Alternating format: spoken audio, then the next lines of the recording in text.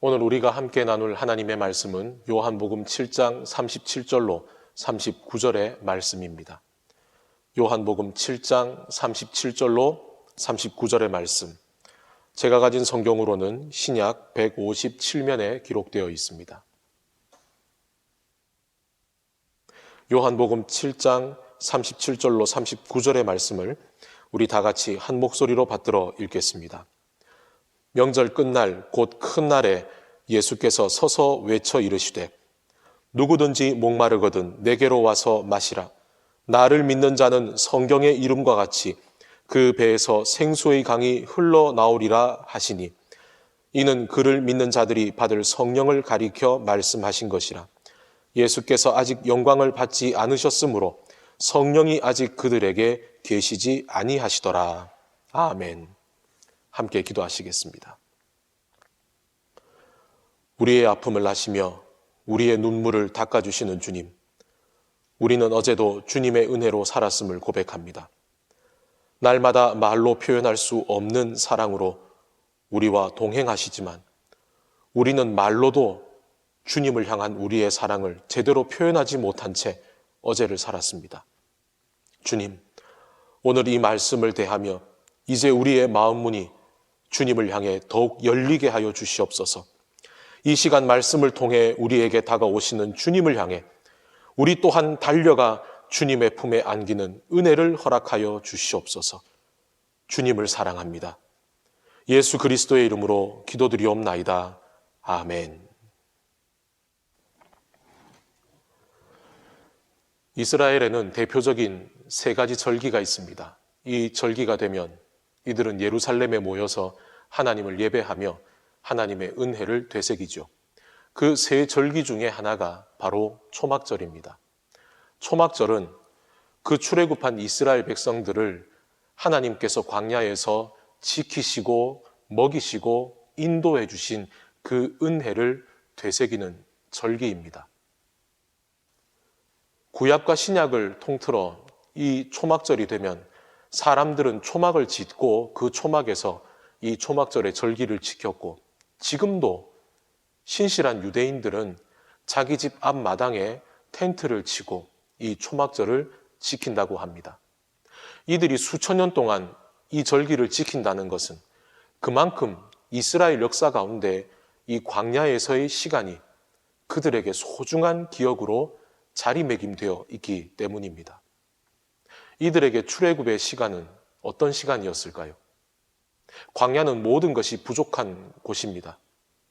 스스로의 힘으로는 아무것도 구하기 어려운 곳이죠. 더군다나 그 척박한 땅을 떠돌아다니는 이스라엘 백성들에게는 먹고 마시는 것조차 스스로 구할 수 없는 날마다 치열한 생존의 다툼이 일어나는 곳입니다.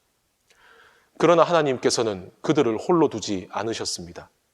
그들에게 매일마다 만나를 내려주셔서 그들의 줄인 배를 채우게 하셨고 때에 따라서는 메추라기 떼를 보내어서 그들에게 고기를 먹게 하셨습니다.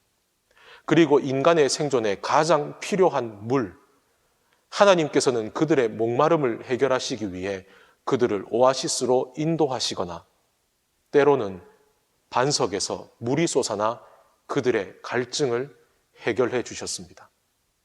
초막절은 바로 그 하나님의 공급해 주심을 되새기는 시간입니다. 오늘 예수께서 함께 하시는 이 초막절의 7일간의 기간에는 매일 새벽마다 특별한 의식이 거행됩니다.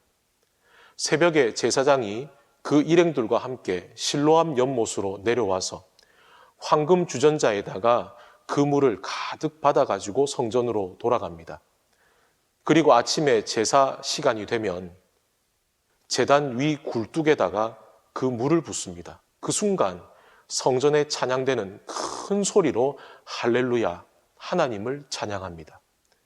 이 장엄한 의식이 초막절 7일 동안 하루도 빠짐없이 거행되고 오늘 우리가 읽은 본문의 명절 끝날 곧 큰 날로 이루어진 8일째에는 이러한 의식 없이 모두가 모여서 하나님 앞에 성회로 모이는 것이 바로 초막절입니다.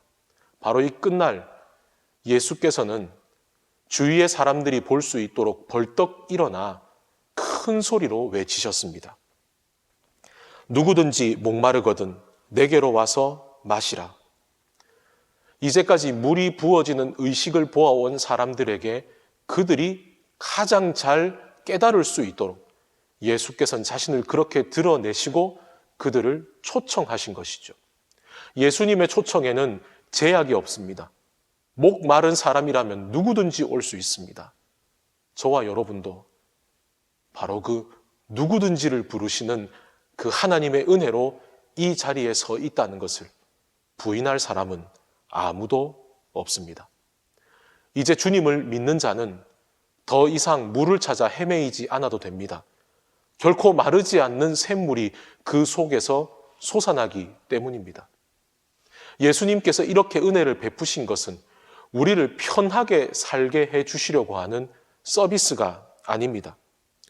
우리로 하여금 결코 그 주변을 벗어나지 못하게 했던 죄의 우물로부터의 자유입니다. 우리의 목마름을 해결해 줄 수 있을 것이라고 여겼던 세상의 온갖 거짓되고 헛된 것들로부터의 자유입니다. 창세기 12장에는 하나님께서 아브라함에게 복을 주시죠. 그러나 하나님께서는 아브라함에게 복을 주시는 것으로 끝나지 않으셨습니다.